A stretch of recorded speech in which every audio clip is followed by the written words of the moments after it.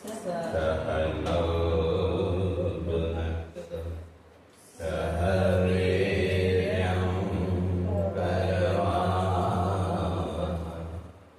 तेजस्विनावधीतमस्तु मा विद्विषावहै। ओम शांति शांति शांति। शंकरं शंकराचार्यं केशवं बादरायणं सूत्रभाष्य कृतो वन्दे भगवन्तो पुनः पुनः। ईश्वरो गुरुरात्मेति मूर्तिभेदविभागिने व्योमवद्व्याप्तदेहाय दक्षिणामूर्तये नमः। ओम शांति शांति शांति। दूसरा अध्याय 41वां।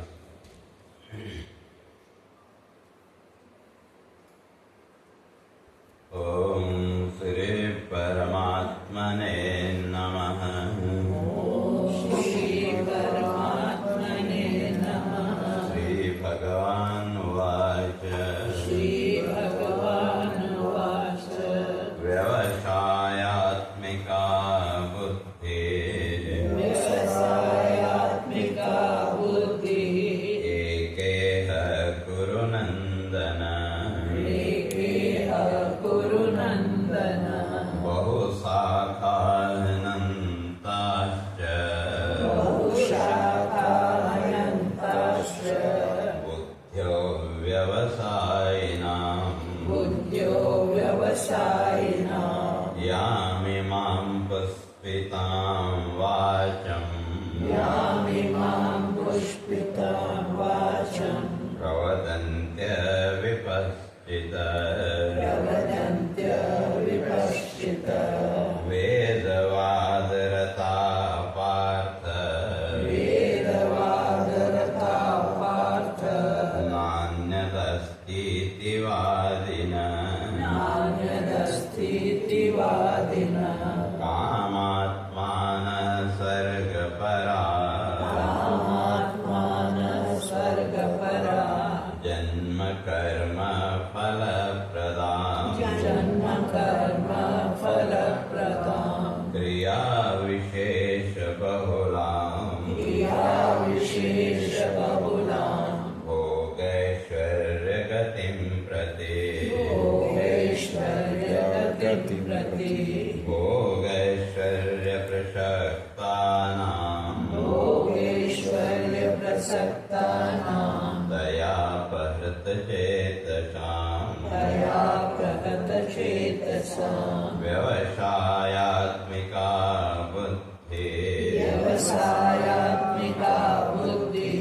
समाधौ न विधीयते समाधौ न विधीयते त्रैगुण्यविषया वेदा त्रैगुणविषया वेदा निस्त्रैगुण्यो भवार्जुन निस्त्रैगुण्यो भवार्जुन निर्द्वन्द्वो नित्यसत्त्वस्थो निर्द्वन्द्वो नित्यसत्त्वस्थो निर्योगक्षेमात्मवान् निर्योगक्षेमात्मवान्। भगवान की बात को स्पष्ट करके आए थे कि स्वल्पम अप्यस्य धर्मस्य त्रायते महतो है। तो ये जो आत्मधर्म है, आत्मधर्म का उस आत्म तत्व को जानने के लिए किया गया प्रयास। क्योंकि वही वास्तव में मनुष्य का जो धर्म है वो क्या है? यद योगेन आत्मदर्शन। महर्षि याज्ञवल्क्य कहते हैं कि यद योगेन, जिसके साथ जुड़ने से हमको आत्मदर्शन, आत्मा का दर्शन हो, अर्थात स्वस्वरूप।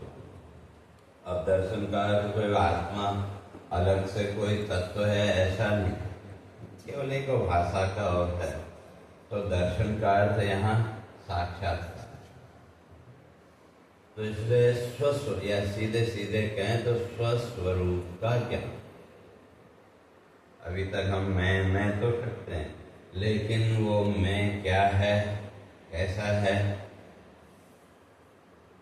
अब बहुत से लोगों ने शास्त्रों के शब्दों को पकड़ लिया कि मैं माना आत्मा, और आत्मा क्या 2000 हमारे अविनाशी तरह तरह के शब्द, लेकिन उसको समझा कितना। केवल शब्दों से तो काम नहीं चलेगा। ठीक, हमारे ऋषियों ने जिस रूप में उसको जाना समझा, शब्दों के माध्यम से हमारे सामने उसको बताया, लेकिन वो कैसे है, क्यों है, उसको तो अपने आप रियलाइज करना पड़ेगा कि बिना उसके तो उसका ज्ञान होगा नहीं। तो इसलिए जो आत्म तत्व है, इसलिए उसके लिए कहा कि उसको बताया नहीं जा सकता। तो क्यों? अनुभव रूपत्वात्, तो अनुभव का विषय। खाली शब्द से के द्वारा आप उसको नहीं बता, और जब तक उसका अनुभव नहीं करोगे तो तब तक उसका ज्ञान नहीं होगा। तो इसलिए वो जो आत्मज्ञान की जो प्रक्रिया है, स्वस्वरूप को जानने की जो प्रक्रिया, तो उसी का नाम वास्तव में धर्म है। तो यह वहाँ कल भी चर्चा करके आए थे, ये तो अभ्युदय निःश्रेयस सिद्धेश धर्म। यह तो हमारे जिसका पालन करने से क्या हो, अभ्युदय, हमारा जीवन अपलिफ्ट हो, ऊपर उठे, और निःश्रेयस सिद्धि, और साथ के साथ मोक्ष की सिद्धि भी हो। तो ऐसे जो कर्म है उसी का नाम धर्म। तो इसलिए भगवान कहते हैं स्वल्पम अभ्यास। इस आत्म तत्व का वहां धर्म में चिंतन आदि वो सब आ गया। तो आत्मा के बारे में चिंतन करना, विचार करना, वो भी क्या है, वो भी धर्म। केवल वो लौकिक क्रियाएं ही धर्म है ऐसा नहीं। इसलिए महर्षि वाल्मीकि ने वहां स्पष्ट किया, धारणा धर्म मिथ्या। तथा जो आपको धारण कर, धारण करने का जो आधार है, तो जो जीवन का आधार है, उस तत्व को जानना ही मनुष्य का धर्म है। बाकी तो ये संसार की लौकिक क्रियाएं हैं, भाई चित्त की शुद्धि के लिए या उस स्टेज तक पहुंचने के लिए कह लें, या सीधे सीधे कि ये जितनी भी लौकिक क्रियाएं हैं, पूजा पाठ आदि जो कुछ भी हम करते हैं, ये एक तरह से अपना बेस तैयार कर। तो जब एक बार आपका वो बेस तैयार हो गया, आधार बन गया, तो फिर उस पर आराम से आप जो चाहे वो कर सकते हैं। तो इसलिए वो जो आत्मचिंतन का स्वल्प थोड़ा सा भी अगर हमने जीवन में किया, तो जब उसका विचार करेंगे, चिंतन करेंगे, तो धीरे धीरे समझ में भी आएगा। और जैसे जैसे आत्मा की नित्यता, आत्मा की व्यापकता समझ में आएगी, वैसे वैसे ये जो संसार का भी भय, तो वो अपने आप धीरे धीरे दूर होता जाएगा। तो जैसे जैसे वो आत्म तत्व पकड़ में आएगा, वैसे वैसे संसार का जो डर है वो अपने आप दूर होता जाएगा। और उसके लिए कि हमने कितना उसका चिंतन किया, कितना उसका विचार किया। जैसे मैंने कई बार उदाहरण दिया, बचपन में खिलौनों से खेलते थे कि तो उन खिलौनों को छोड़ना पड़ा या छूट गए? छूट गए। तो उनके छूटने का कोई दुख हुआ क्या? या उनके छूटने से कोई डर जीवन में पैदा हुआ क्या? कुछ नहीं। और कब छूटे हमको पता भी नहीं लगा। तो क्यों? तो जिस समय खिलौनों से खेल रहे थे तो उस समय उनका छिन जाने का, उनके टूटने का डर भी था कि कोई खिलौना हमारा छीन न ले, वो सब डर भी था कि नहीं। लेकिन धीरे धीरे वो डर कब गायब हुआ और कब वो खिलौने छूटे हमको उसका पता भी नहीं लगा। फिर कैसे हुआ ऐसा? सीधी सी बात है। अब हमने जब जीवन की अगली स्टेज को पकड़ा, तो जीवन की जो अगली स्टेज को जब हमने पकड़ा तो वो पुराना कब छूट गया हमको पता ही नहीं लगा। तो अगर जीवन की वो अगली स्टेज को नहीं पकड़ते तो खिलौने छूटते क्या? तो बस इसी तरह से चिंतन के द्वारा, विचार के द्वारा जब वो आत्म तत्व पकड़ में आएगा, और जितना पकड़ में आएगा, ऐसा नहीं कि वो एक ही बार में सब कुछ पकड़ में आ जाएगा, ऐसा नहीं। वो जितना पकड़ में आया तो उसके साथ पीछे का जो कुछ भी है वो अपने आप टूटता चला जाएगा। तो वही वहाँ भगवान कहते हैं स्वल्पम, थोड़ा सा भी अगर वो आत्मस्वरूप अगर पकड़ में आया, और उसको पकड़ने की विधि ये शास्त्रों के शब्द नहीं, ये तो केवल माध्यम। तो उस तत्व को पकड़ने के लिए तो वही चिंतन, और कितना चिंतन करना चाहिए? तो 2-3 दिन पहले मैंने कहा आतत्वावबोधनात्, जब तक उस तत्व का बोध नहीं हो जाए, तब तक उस तत्व का ज्ञान नहीं हो जाए का, तब तक वो चिंतन निरंतर करना पड़ेगा। और जब वो तत्व पकड़ में आएगा तो वो सब अपने आप छूटता चला जाएगा, उसको छोड़ना नहीं पड़ेगा। तो वह उसी तरह से जैसे वो खिलौनों के छूटने का न भय है और न दुख है, तो उसी तरह से का जैसे जैसे वो आत्म तत्व आपके पकड़ में आएगा तो ये संसार के तरह तरह का डर जो हमने अभी अपने ऊपर लाद रखा है, मैं ये नहीं करूँगा तो ये कैसे होगा, मैं ये नहीं करूँगा तो ये कैसे होगा, वो अपने आप और पीछे छूटता चला जाएगा। स्वल्पमप्यस्य धर्मस्य, इसलिए उसका थोड़ा सा भी विचार त्रायते महतो भया। तो जब एक बार ये प्रक्रिया जीवन में आ गई तो तब मंत्र कहता है स सर्व कार्यम उत्सृज्य तत्रैव परिभावति।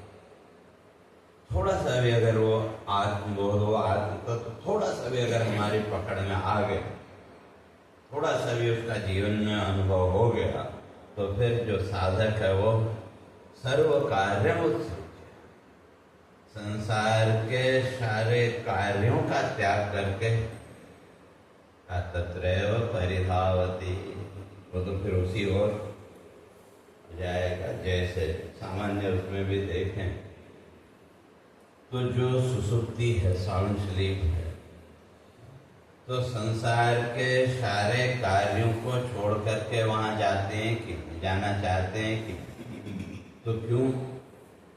तो वहां हमको कुछ न कुछ ऐसा मिला जो इस संसार से हमको नहीं मिल सकता। इसलिए जिस संसार को जागृत काल में हमने इतना महत्व दिया, उसका त्याग करके भी आप साउंड स्लीप में जाते हैं कि? तो उसी तरह से कहते हैं जिस दिन वो आत्मा का बोध जीवन में हो गया, और उसके लिए तो वो 3 प्रक्रिया हमारे यहाँ ऋषियों ने, श्रवण, मनन और निधिध्यासन। तो श्रवण कार सुनना, सुनना कार खाली सुनना नहीं, जैसे आज लोग तो लोगों ने उसको भी एक फॉर्मेलिटी मान ली कि वहाँ सत्संग होगा, चलो थोड़ी देर सुन लो, लेकिन उससे क्या समझा जीवन में? तो इसलिए श्रवणम अर्थानुसंधान, श्रवण काल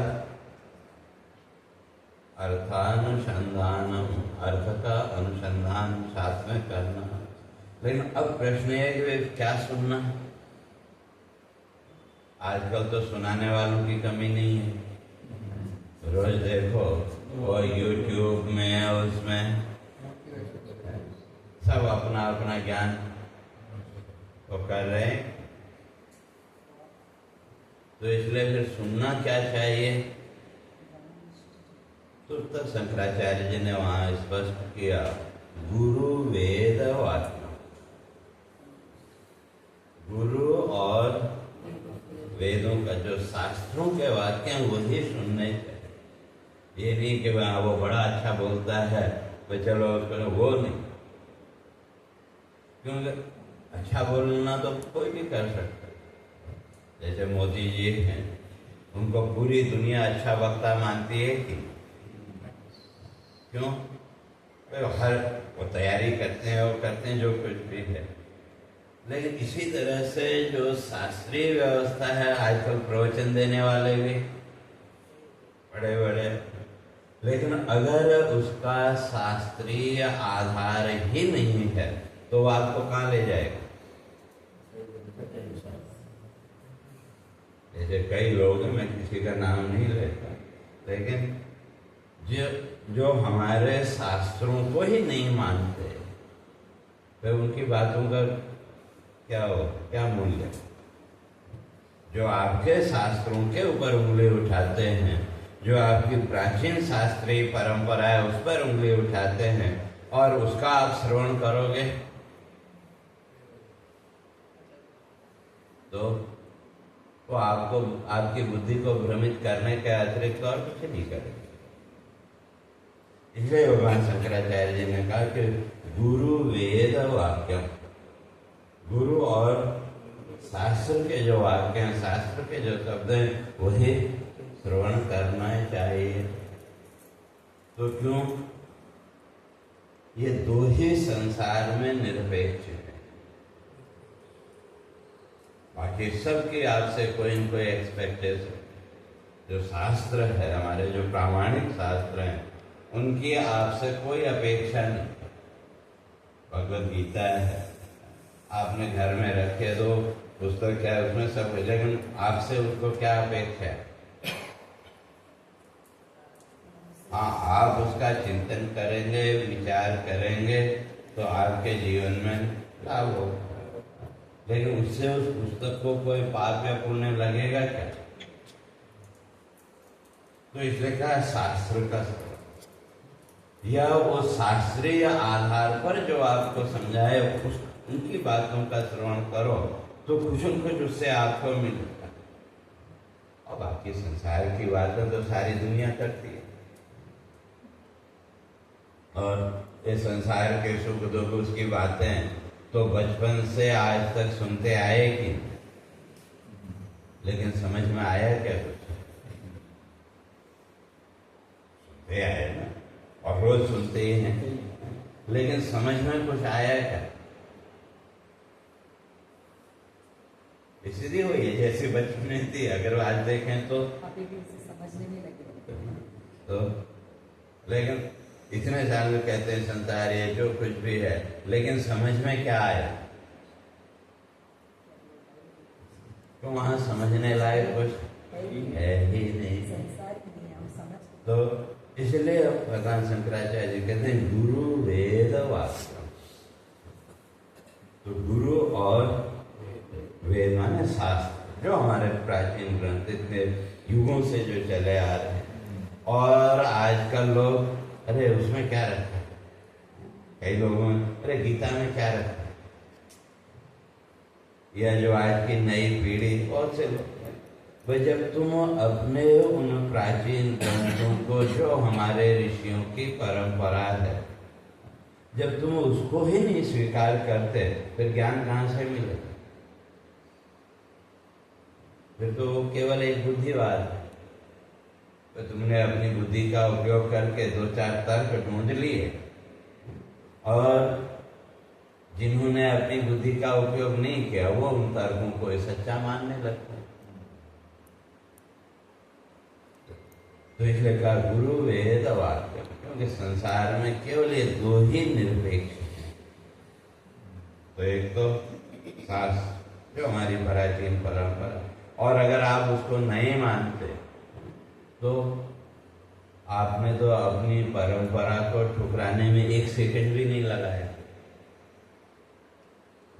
तो जब आप अपनी परंपरा को ही मानने को तैयार नहीं हैं तो फिर जीवन का विकास, ठीक है, भौतिक विकास तो आपका आपके प्रारब्ध के अनुसार जो है वो होता है, लेकिन आध्यात्मिक उसमें अहंकार के अतिरिक्त और कुछ नहीं मिलेगा। आजकल परंपराएं भी अपने अपने नाम से अलग अलग सब लोग कर रहे हैं। उस वजह से भी नई पीढ़ी नहीं अपना पाती, किसको मान किसको मैं उन्हीं के लिए बात करना जो अपने मन गढ़ंत जो करते हैं भाई, तो अब एक तरीके से नहीं, अब वहाँ विचार है कि वे जो भी नई पीढ़ी है उसका भाई जो आपकी प्राचीन परंपरा को जो मानता ही नहीं, वह उसकी प्रामाणिकता क्या है। लेकिन अपनी बुद्धि का आजकल लोगों को उपयोग करना ही नहीं कि उससे पलायन का ये एक मौका मिल गया। तो इसलिए मेरा कहने का है कि जो भी लोग, जब आप अपनी उस परंपरा को जो सदियों से चली आ रही, जैसे भगवत गीता आदि, उसको लेकर के भी कुछ लोगों ने दुष्प्रचार और किया है। तो और कहते हैं कि नहीं, भगवत गीता कृष्ण ने नहीं, भगवान शिव ने कही। अभी प्रवचन सुन रहे थे ना, तो कहते हैं कि भगवान शिव ने कही। भाई तुमको किसने बताया?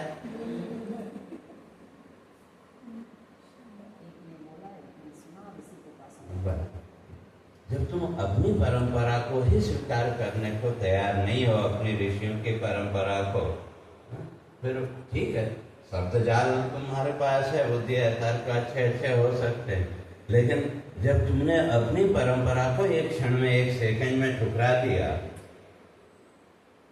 तो फिर उस वहां से आपको मिलेगा क्या? या ऐसे और भी जो भी है, किसी का नाम नहीं लेता, भी प्रसंग आए तो हम बोले, तो वो भी नहीं बोलता। तो इस तरह से फेक न्यूज़ बहुत है। जो न्यू जनरेशन है ना, वो वैसे ही बेचारी फंसी हुई है। नहीं, उसमें गलती पेरेंट्स की, बच्चों की गलती नहीं। तो जब आपने अपनी संस्कृति के संस्कार उनको दिए ही नहीं, तो उसमें उनकी गलती नहीं। बीच हमें ही डालना पड़ेगा। तो जो संस्कार आपको अपनी संस्कृति के देने चाहिए थे, अब जैसे लक्ष्मण जी से कई बार बात होती है आपके गुरु जी भी बताते थे, जब वहाँ गीता भवन सत्संग चलता था तो आपकी दादी जी तो सबको लेके आती थी कि नहीं, तो वो संस्कार उन्होंने आपको दिए, तो आज आप, लेकिन आने वाली पीढ़ी को वो संस्कार वो दे पाएगा नहीं डाल रहे हैं, हमें वो बीज डालना है। तो जब आपने अपनी संस्कृति के संस्कार आपके बच्चों को नहीं दिए, फिर आप बाद में कहें तो ये उनमें उनका तो दोष, लेकिन थोड़ा दोष उनका भी है, क्योंकि उन्होंने अपनी बुद्धि का उपयोग नहीं किया, क्योंकि वो हमने सिखाया ही है क्या सत्य है जीवन का, क्या नहीं, वो हमने सिखाया ही। और फिर धीरे धीरे आज की चकाचौंध में बस जो मन को अच्छा लगा नहीं वो ठीक, तो वहाँ थोड़ा सा भी ये विचार नहीं करते कि जो हमारी ऋषि परंपरा युगों युगों से जो चली आ रही है, तो हमने उसको ठुकराने में एक सेकंड भी नहीं लगा। तो जब आप अपनी परंपरा को ही मानने को तैयार नहीं, तो फिर ज्ञान कहाँ से मिलेगा? तो इसलिए हम कहते हैं, इसलिए स्वल्पम अपेक्षित, तो इसलिए सुनना क्या है, तो कहा गुरु वेद वाक्य, गुरु और शास्त्रों के वचन, तो ये दोनों निरपेक्ष, निरपेक्ष माने कोई अपेक्षा नहीं। तो इसीलिए जो गुरु है, हमारे यहाँ गुरु का भी लक्षण किया, श्रोत्रियम ब्रह्मनिष्ठम, तो वो निरपेक्ष भाव से आपको सच्ची बात कौन बता सकता है? जिसको आपसे कोई अपेक्षा ही नहीं, जिसको अगर ये अपेक्षा है कि मेरा संप्रदाय बढ़े, मेरा समाज में नाम बढ़े, ये बढ़े, तो वो कभी आपके सामने सत्य का उद्घाटन नहीं कर सकता, चाहे वो कोई भी। तो इसलिए निरपेक्ष, तो इसलिए हमारे यहाँ लक्षण किया श्रोत्रियम। श्रोत्रियम का जिसको शास्त्रों की नॉलेज है और जो उस परंपरा से चला, और साथ ही साथ शास्त्रों का व्याख्या करने वाले तो बहुत लोग हैं, लेकिन दूसरी सबसे महत्वपूर्ण बात का ब्रह्मनिष्ठा, उसकी जो निष्ठा है, उसका जो विश्वास है, वो किसके प्रति, उसकी निष्ठा संसार के प्रति है या परमात्मा के प्रति, उस ब्रह्म के प्रति। तो जिसकी निष्ठा ब्रह्म के प्रति है, तो उसको आपसे कोई अपेक्षा रहेगी। ठीक है, सामान्य जीवन का जो व्यवहार है वो चलता रहता है, लेकिन वहां कोई अपेक्षा नहीं कि वे आप करो या नहीं करो। जैसे मैं भी कई बार बोलता हूँ, वह हम लोगों के जो एक्सपेक्टेशन है, तो फिर बच्चों को आपने जो भी कहा तो वो करें, ऐसा आग्रह रहता है कि, और जिसकी निष्ठा उस परमात्मा के प्रति है, ईश्वर के प्रति है, ठीक है, उसके सामने आप गए, से जो भी तत्वज्ञानी महापुरुष है उसके सामने आप गए, तो अगर आपका मन में कोई जिज्ञासा है, कोई प्रश्न है, तो आपने पूछा, तो उसका उत्तर आपको मिल जाएगा। अब उसको फॉलो करना न करना वो आपका, उससे उसको कुछ लेना देना नहीं। तो इसलिए कहा ये दो ही संसार में निरपेक्ष है, एक जो ब्रह्मनिष्ठ तत्वज्ञानी महापुरुष हैं वो, और दूसरा शास्त्र। इसलिए अगर अपने जीवन को ऊपर उठाना है तो वे कहते हैं कि भाई इन्हीं की बात, इन्हीं के शब्दों का श्रवण करो। तो इसलिए तो अब इसके श्रवण से क्या होगा, आपको धीरे धीरे वो जो तत्व है, उस तत्व को जानने की, कैसे उसको जान सकते हैं, कैसे उसको समझ सकते हैं, वो रास्ता मिलेगा, वो चिंतन और रास्ता मिलेगा। तो इसलिए श्रवणम, तो इसलिए श्रवण भी परंपरागत व्यवस्थित उसका आप श्रवण करेंगे तो तभी आगे का रास्ता मिलेगा, नहीं तो कंफ्यूजन। ठीक है, बिना उसके 2-4 कदम आप आगे चल लिए, लेकिन फिर उसके आगे तो अंधेरा है, फिर उसके आगे क्या। तो इसलिए तो भगवान कहते हैं इसलिए श्रवणम और फिर मनन। तो मनन का जब जो आपने सुना उसके पीछे छिपा हुआ जो अर्थ, जब उस अर्थ का आप विचार करेंगे तो धीरे धीरे वो मनन हुआ कि जब अर्थ का विचार करने लगेंगे तो मनन अपने आप हो। जैसे कभी किसी ने आपको कोई बात कह दी परिवार में या उसने, तो उस एक शब्द के कितने अर्थ आप ढूंढते हैं? नहीं भाई उसने ये कहा तो क्यों कहा है, किस लिए उसने कहा। लेकिन जो शास्त्रीय वाक्य है वहाँ बस आत्मा आ जाए हमारे, बस सुन लिया, बस हो गया हमको। तो इसलिए मनन का अर्थ जो आपने शास्त्रों से सुना तो उसके पीछे छिपा हुआ जो अर्थ, उस अर्थ को खोजना। पहले श्रवण फिर मनन, और जब आप उसमें मनन करेंगे और करेंगे तो निधिध्यासन भी होगा जीवन में। 1 घंटा आपने यहाँ प्रवचन सुना, जिसका भी सुना, लेकिन बात तो इतनी सी, या अगर कहें भाई 2 दिन, कभी एक श्लोक 2 दिन 3 दिन चलता है कि नहीं, बात तो वही है। तो अगर देखें तो वही 20-22 अक्षर है, ज्यादा तो नहीं है एक श्लोक। तो लेकिन अब उसके बारे में जो कुछ भी बोला, तो घंटे 2 घंटे जो भी बोला, तो कितना विस्तार है। लेकिन जब उसका आप चिंतन करेंगे, विचार करेंगे, तो उसका जो निचोड़ है, उसका जो रस है, वो कितना होगा। तो अब जब वो निचोड़ रस हमको मिला, तो फिर उसको अपने जीवन में आसानी से हम उसको अप्लाई कर सकते हैं। लेकिन विडंबना ये है, हम तो केवल शब्दों में उलझे हुए हैं।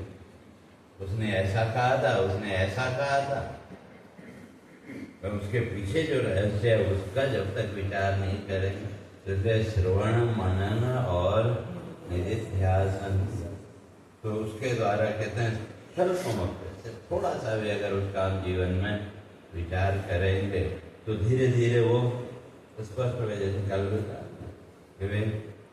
यमेवेश वृणुते तेन लभ्यते। यह आत्मज्ञान या आत्म तत्व का बोध खाली शब्दों से हो जाएगा, ऐसा नहीं। तो हम यमराज नचिकेता को समझाते हुए स्पष्ट करते हैं कि यमेवेश वृणुते तेन लभ्यते का जो इस आत्म तत्व का चयन करेगा, का उसी को इसकी प्राप्ति हो। और बातें हम करते रहे आत्मज्ञान की, लेकिन अगर निष्ठा संसार की है या इस जगत की, अगर वही निष्ठा है, हमारी वृत्ति अगर वहीं अटकी हुई है, तो वैसे आत्मज्ञान होने वाला नहीं है। वो तो केवल आत्मज्ञान का भ्रम मात्र। मैंने इतना जान लिया, ठीक है, आपने बढ़िया शब्दों के द्वारा वर्णन कर दिया और कर दिया, तो और उसका अहंकार, तो इसलिए वो जो तत्व है यमेवेश वृणुते तेन लभ्यते, जो इसका चयन करता है वही इसको प्राप्त कर सकता है। और कैसे प्राप्त होगा? तस्येष आत्मा विवृणते तनुम स्वामी। जैसे वहां नचिकेता को समझाते हैं यमराज स्पष्ट करते हैं, तस्य एष आत्मा, कहते हैं वो जो साधक है, जो इस आत्म तत्व को जानना चाहता है, जिसने इस आत्म तत्व का चुनाव जीवन में किया, का ये आत्मा विवरणते त्वनुम स्वामी, का ये स्वयं अपने स्वरूप को प्रकट करेगा। लेकिन अब उसके प्रति हमारी कैसी निष्ठा है, महत्व तो उसका है। जैसे मैंने पहले भी उदाहरण दिया था, कोई छोटा बच्चा है, कई बच्चे थोड़ा रिजर्व टाइप के होते हैं, और कुछ बच्चे ऐसे होते हैं कि वो किसी की भी गोद में चले जाए। तो एक जो थोड़ा संकोची बच्चा है, वो कोई आया आपके यहाँ, आपके रिश्तेदार का, अब उस बच्चे को आपकी गोद में लेने की इच्छा हुई, लेकिन वो थोड़ा शर्माता है, तो आप उस बच्चे पर के प्रति अपनी रुचि प्रकट करते हैं कि नहीं? तो उसको कोई चॉकलेट दी या कोई मीठे शब्दों के द्वारा किसी माध्यम से जब आप अपना इंटरेस्ट उस बच्चे के प्रति दिखाते हैं, तो धीरे धीरे वो बच्चा आपकी ओर आता है कि नहीं? ऐसा नहीं जो एकदम। और जैसे जैसे वो बच्चा आपकी ओर आगे बढ़ा, तो उसके मन में जो भी बात होगी वो भी तो धीरे धीरे वो खोलता है कि नहीं? तो कहते हैं उसी तरह से हमारी निष्ठा उस आत्मा के प्रति कैसी है, हमारी कितनी दृढ़ निष्ठा उसके प्रति है, तो उसी हिसाब से वो आत्मा भी स्वयं अपने स्वरूप को प्रकट करेगी। इसीलिए वहाँ का न नायम आत्मा प्रवचन न लभ्य न मेधया न विवहना। तो बहुत बढ़िया हम प्रवचन कर लेते हैं इसलिए आत्मज्ञानी हो गए, ऐसा। और हमारी बुद्धि बड़ी तर्क युक्त है, हर चीज में हम कोई न कोई लॉजिक ढूंढ लेते हैं, इसलिए हमको हम आत्मज्ञानी हो गए, ऐसा नहीं। यमेवेश वृणुते तेन लभ्यते, जो इसका चुनाव करेगा उसी को इस आत्मा का बोध प्राप्त होगा। तो इसलिए कहते हैं उसका थोड़ा सा भी चिंतन, थोड़ा सा भी विचार त्रायते महतो भय, हमको संसार के बड़े से बड़े भय से मुक्त कर देगा। क्यों? जैसे ही वो समझ में आया, जैसे जैसे आत्मा की नित्यता, आत्मा की व्यापकता जैसे जैसे समझ में आएगी, वैसे वैसे ये संसार की भ्रांतियां अपने आप दूर होंगे। और जब ये भ्रांतियां दूर हुई तो डर भी दूर होगा। क्यों, जितना भी भय है, डर है जीवन में, उस डर का कारण क्या ही इल्यूजन। और कोई संसार में भय का कारण है ही नहीं। भय का एक ही कारण है, वो है इल्यूजन, भ्रम। जैसे कई बार मतलब आपने अपने रूम में कोई वस्तु रखी है कोने पर और सो गए, और रात को अचानक आंख खुली और आंख खुलते ही नजर पड़ी कहाँ, वो वस्तु, लेकिन तुम्हारी मेमोरी में तो वो नहीं है। कभी कभी ऐसा होता है, या कभी कभी दरवाजे वगैरह का भी भ्रम होता है कि, तो अब जैसे वो भ्रम हुआ, उस भ्रम के साथ एक भय का भाव भी आपके अंदर प्रकट हुआ कि क्या है, और जो भी है, लेकिन उसके साथ ये तुरंत आपके हृदय की धड़कन, हार्ट बीट बढ़ गई कि नहीं। लेकिन कुछ सेकंड बाद जब क्लियर हुआ, नहीं अमुक वस्तु मैंने रखी है, तो जैसे ही वो इल्यूजन खत्म हुआ तो फिर आपका डर भी दूर हो गया कि। तो इसलिए संसार में जो भी भय है, चाहे वो मृत्यु का भय हो या और दूसरे जितने भी डर हैं, उन डर का एकमात्र कारण अगर कोई है तो वो क्या है, अज्ञान। क्यों, अज्ञान के बिना भय नहीं रह सकता। तो इसलिए तो जब जैसे जैसे वो आत्मा का बोध हमारा स्पष्ट होता गया, श्रवण, मनन और निधिध्यास, इसके माध्यम से, तो धीरे धीरे क्या होगा, जितने अंश में आपको वो स्पष्ट हुआ, उतने अंश में ये संसार का जो भय है वो अपने आप दूर होता चला जाएगा। और जितने अंश में आपके मन से ये भय दूर हुआ, उतने अंश में आपके जीवन में प्रसन्नता आएगी। तो धीरे धीरे उस आत्मा का चिंतन करते करते ये सारा संसार का भय, अर्थात धीरे धीरे संसार ही क्या हो जाएगा, ये गायब हो जाएगा। जैसे वो खिलौने गायब हो गए, हमको उसका पता भी नहीं चला, तो उसी तरह से धीरे धीरे ये जो अभी संसार भाव में जो हम बंधे हुए हैं, तो अब फिर प्रश्न यहाँ है कि भाई कैसे पकड़े। क्यों, हमारे यहाँ तो हम लोगों ने एक नेगेटिव अप्रोच सबने अपने मस्तिष्क में बैठा के रखी है, और बचपन से ही हम वो सुनते आए कि कुछ पाने के लिए होना पड़ेगा, और होने की हमारी आदत है नहीं, होना हम चाहते। जैसे मैंने कई बार उदाहरण दिया, भाई एक रद्दी कागज का टुकड़ा, उसको भी हम जेब में रख लेते हैं कि चलो अभी नहीं तो बाद में काम आएगा। तो जो व्यक्ति एक रद्दी कागज के टुकड़े को नहीं छोड़ सकता, तो संसार को कैसे छोड़े। और बातें करते हैं नहीं ये त्यागो वो त्यागो, तो ये कॉन्सेप्ट ही गलत है। इसलिए सबसे पहले तो इस भय को अपने अंदर से निकालना, पर कुछ त्यागने की जरूरत है ही नहीं, पर केवल पकड़ना है। तो पकड़ने की हमारी आदत है, और संस्कार भी हैं, केवल इस जीवन के नहीं अनेक जन्मों के वो पकड़ने के संस्कार हैं कि बस अंतर इतना ही है, जैसे अभी हमने संसार भाव को पकड़ के रखा है, बस उसके स्थान पर उस आत्म भाव को पकड़ना बस। और जैसे जैसे वो आत्म भाव पकड़ में आएगा, वैसे वैसे संसार अपने आप पीछे छूटता चला जाएगा।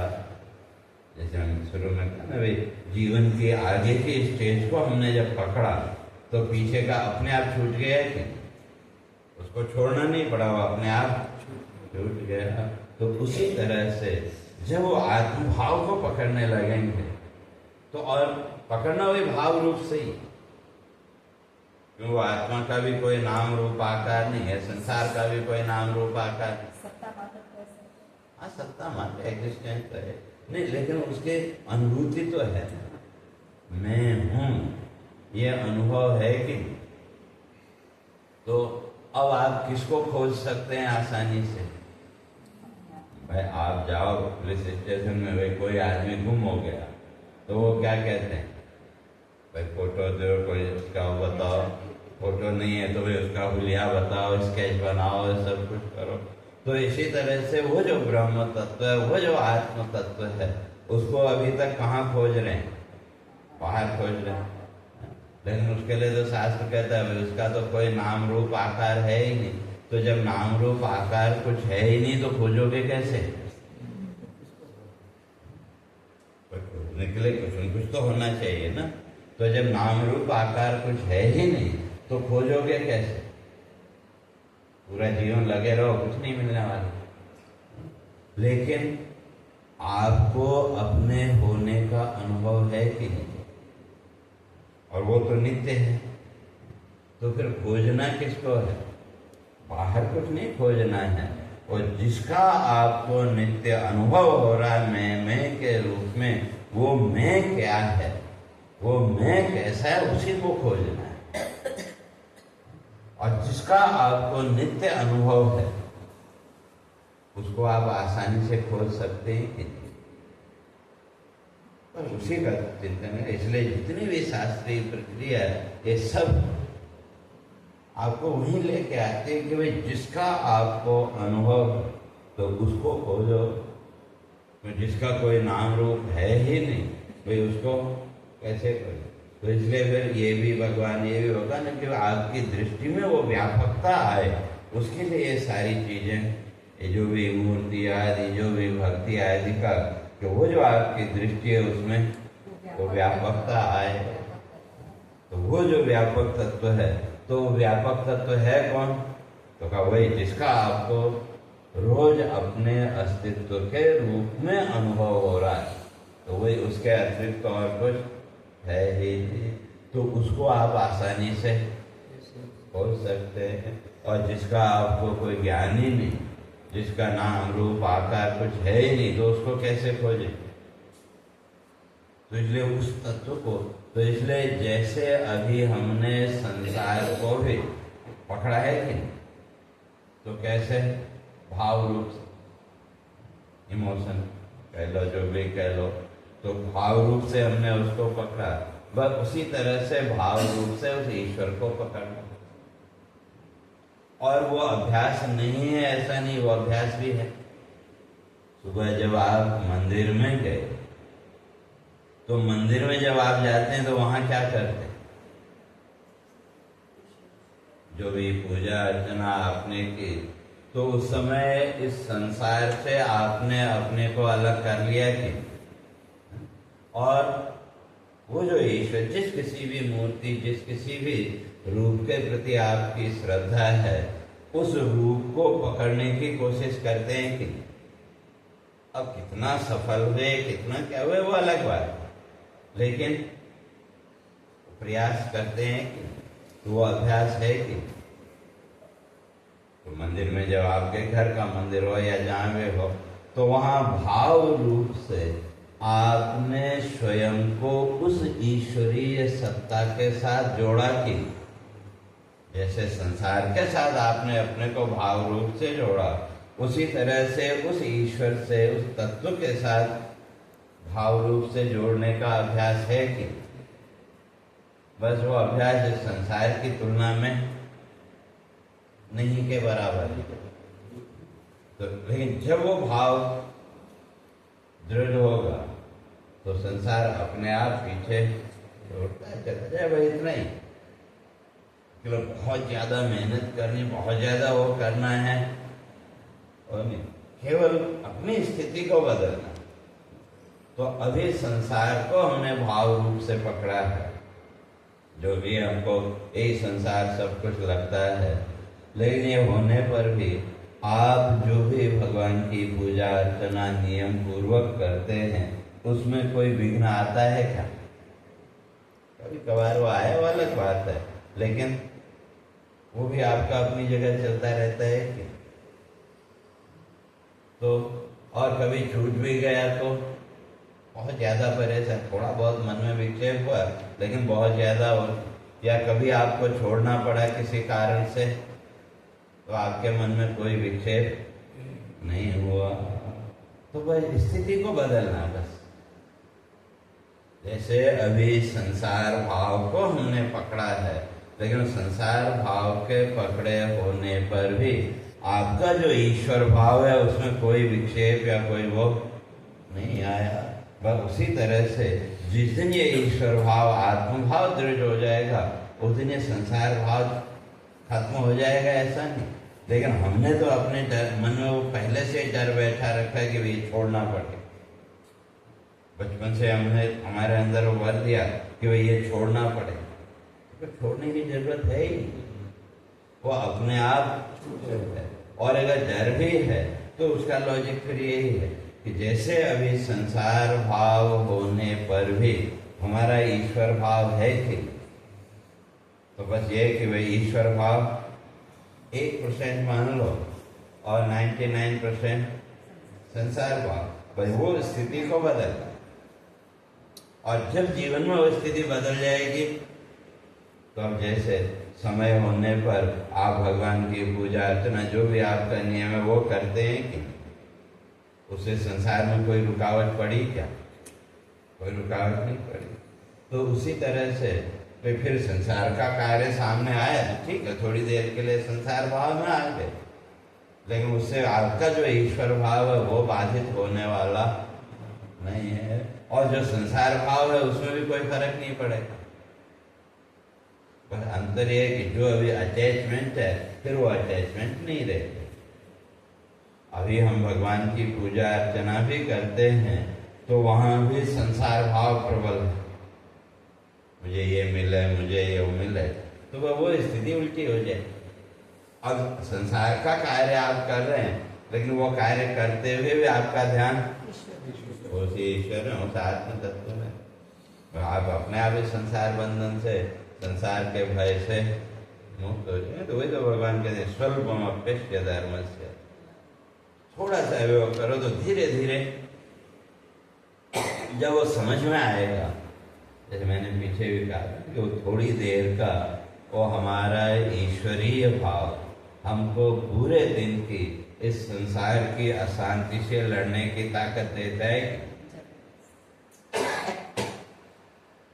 और जैसे जैसे ये बात समझ में आएगी तो भाव अपने आप उधर का दृढ़ होगा कि अब उसके लिए इस भाव को छोड़ना है, मैं ऐसा नहीं, केवल उस भाव को दृढ़ करो। तो जैसे जैसे वो ईश्वरीय भाव दृढ़ होगा संसार भाव अपने आप पीछे छूटता चला जाएगा। और जैसे जैसे ये भाव पीछे छूटा तो आपका ज्ञान दूर हुआ तो आपका डर भी धीरे धीरे दूर होता चला जाएगा। और जब किसी प्रकार का भय ही नहीं है तो आपका जीवन सुखमय प्रसन्नता में रहेगा। तो अगर वो नहीं कर सकते तो फिर आगे भगवान कहते हैं व्यवसाय आत्मिका बुद्धि एक गुरु नंदन बहु शाखा अनंताश्च व्यवसाय नाम का। नहीं तो फिर का बुद्धि तो अपना काम करेगी, उसका काम तो है व्यापार करना, मन के साथ मिलके उसको अपना व्यापार बढ़ाना है। और फिर उस तत्व का अगर चिंतन नहीं करोगे तो फिर तो संसार की वृत्तियों में बुद्धि जाए। क्यों बुद्धि तो कहीं की जाए, क्यों मन और बुद्धि का काम क्या है? जैसे प्रकाश लाइट है, लाइट का काम है स्प्रेड होना। अब उसको एक डायरेक्शन आपने दी तो वो उस डायरेक्शन में, और अगर डायरेक्शन नहीं दी तो वो चारों तरफ फैलेगी। तो उसी तरह से कहते हैं कि भाई बुद्धि आपकी है, अब उस बुद्धि को किधर लगाना है वो आपके ऊपर। अगर उस बुद्धि को आप सही दिशा नहीं देंगे तो वो इधर उधर फैलेगी। और जब इधर उधर फैलेगी तो जो चार तरह की बातें आप सुनेंगे तो आपका कंफ्यूजन बढ़ेगा कि नहीं। और जब कंफ्यूजन बढ़ा ज्यादा एक लिमिट से जब ज्यादा हो गया तो वहां जब कंफ्यूजन एक लिमिट से ज्यादा होगा तो फिर अंत में क्या होता है, चलो छोड़ो। तो इसलिए भगवान आप कहते हैं कि वो कंफ्यूजन ना पड़े आपके, तो उसके लिए वो जो तत्व है, जिस तत्व के बल पर ये सारा संसार सारा वो चल रहा है, अब चाहे उसको आत्मा कहो, ब्रह्म कहो, जो भी कहो, कहते हैं उसका थोड़ा थोड़ा चिंतन करो, तो वही चिंतन आपको इस संसार के भय से बाहर निकाल सकता है। और नहीं तो इसलिए किसी ने बड़ी अच्छी बात की, मुझे याद आगे सुना देते हैं। तो मन को समझाते हुए कहा, रे रे मानस वृंगमा कुरु मुदायंकार कोलाहलम निःशब्दम हरिपाद फुल्ल कमलय मात्रे कमाश्वादय। तो मन को समझाते हुए कहते हैं का झंकार कोलाहलम का, इस संसार के कोलाहल में मुग्ध मत हो, क्योंकि संसार में तो कोलाहल के अतिरिक्त और कुछ नहीं। कोलाहल का भाई सुनाई तो थे लेकिन समझ में कुछ ना आए। जैसे भाई एक हॉल में कोई कार्यक्रम चल रहा हो, सब अपनी अपनी बातें करते हैं कि आपका कोई मित्र मिला, आप उससे बात करने लगे, दूसरे का मिला हो तो सब अपनी अपनी बात बोलते हैं। एक व्यक्ति किनारे में जो बैठा है वो सबकी सुन रहा है कि, लेकिन कुछ समझ में आया क्या? शब्द तो कान में पड़ रहे हैं। इसी तरह से संसार की स्थिति हुई है, इसलिए इस संसार में मुग्ध मत हो। अगर उस तत्व को जानना है तो उसके लिए निःशब्दम हरिपाद फुल्ल कमले माध्वी कमाश्वादय, उसके लिए तो निःशब्द होना पड़ेगा। तो कैसे का, जैसे भंवरा जब फूल के ऊपर बैठता है, जब उसका जो शहद है, जो उसका जो मधु है, जब उसको वो आस्वादन करने लगता है तो उसके सारी हलचल, सारी ध्वनि समाप्त हो जाती है कि उसी तरह से अगर उस आत्म तत्व को जानना समझना है तो पहले तो अपने को इस संसार के कोलाहल से बाहर निकालना पड़ता, और तब फिर निःशब्दम, उस तत्व के लिए तो निःशब्द होकर के उसका चिंतन करना पड़ेगा। निःशब्द कर, संसार की बातों को छोड़ करके जो शास्त्र कहता है या जो हमारी गुरु परंपरा से जो हमको मिल रहा है, और तब तो अब वो जो है, तो कहा कि अब वो जो है एक बार अगर उसका आस्वादन मिल गया, तस्मिन् सर्वतृषापहारिणि चिदानंदे मरंदे सत्य, कहा एक बार भी अगर वो थोड़ा सा भी आस्वादन मिल गया तो कहा वो थोड़ा सा उस चरण कमल का वो जो रस है, तो तस्मिन् सर्वतृषापहारिणि, हमारे पूरे जीवन की तृष्णा को मिटाने वाला है। वो एक क्षण का जो हमारे पूरे जीवन की जो तृष्णा है वो तब तो एक क्षण में जाएगी। और अगर वो नहीं कर पाए तो फिर तुमको संसार के कोलाहल से बचाने वाला कोई नहीं है। तो वही भगवान को कहते हैं आगे व्यवसायत्मिका बुद्धि का, अगर उस तत्व का चिंतन नहीं करेगा तो फिर तुम्हारा मन और बुद्धि तुमको इस संसार के व्यापार में उलझा के रखेगा, और जब संसार के व्यापार में उलझे तो फिर सुख और दुख वही और चलता रहेगा। और उसका परिणाम अगर जो अब इसमें उसी व्यापार में जो उलझे तो क्या बातें तो बड़ी अच्छी अच्छी करते हैं, लेकिन उसका निचोड़, उसका सार कुछ भी नहीं है। तो इस सब की बातों की चर्चा अब तब तक आत्मचिंतन करें, फिर आगे की चर्चा फिर अगले सत्र में, बौद्धिक विलास की चर्चा फिर अगले सत्र में। तब तक आत्मचिंतन कर लें तो फिर बौद्धिक विलास भी समझ में आ जाएगा। गुरुदेव सही तरीके से 11 महीने का इंतजार है आपके लिए, और वो 11 महीना हमारे 11 इंद्रियों को तो आप सबके जीवन में वो आत्मबोध, आत्मचिंतन की प्रक्रिया दृढ़ हो, यही हमारी शुभकामना, शुभभावना, शुभ आशीर्वाद। और ज्यादा तो क्या बोलना है, तो देखो लक्ष्मण जी का अगर कहें तो ये पुरुषार्थ है। नहीं, आपके निमित्त से हम भी आए।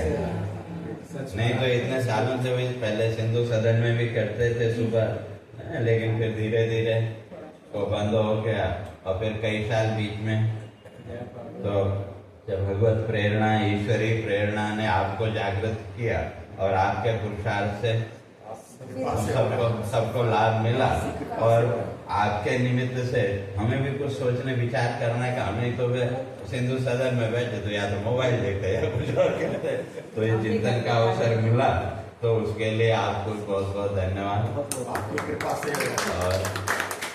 और ये जो सेंटर है तो इसके प्रति भी हम सबका हार्दिक धन्यवाद। ठीक है, उनका पुरुषार्थ अगर ये स्थान नहीं होता तो इस स्थान का भी महत्व है। तो जिन्होंने भी इसको किया तो उनके प्रति भी खूब खूब आभार। इसके साथ ही